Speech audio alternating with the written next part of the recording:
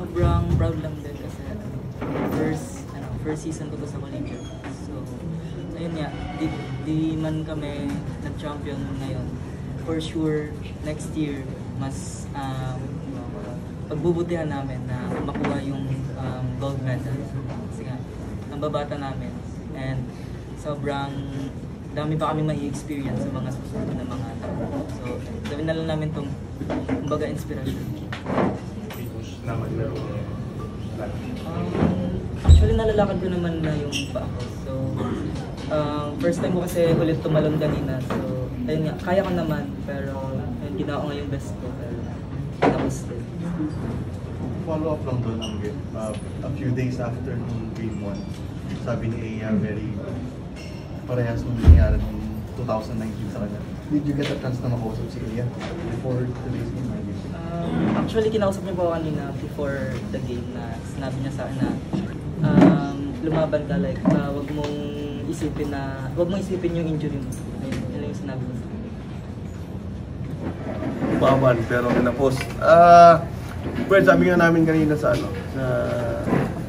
dugout. Proud kami dito sa mga bagets na to.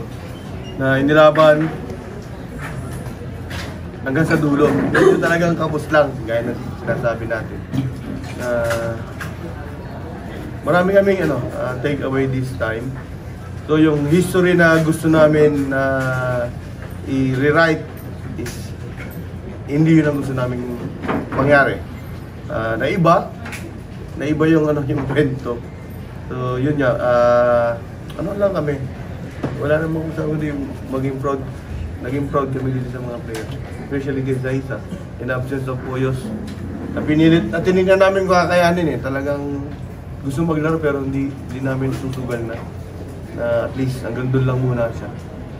So, kay Det, sa leadership niya, na napaabot niya yung tropa hanggang dito.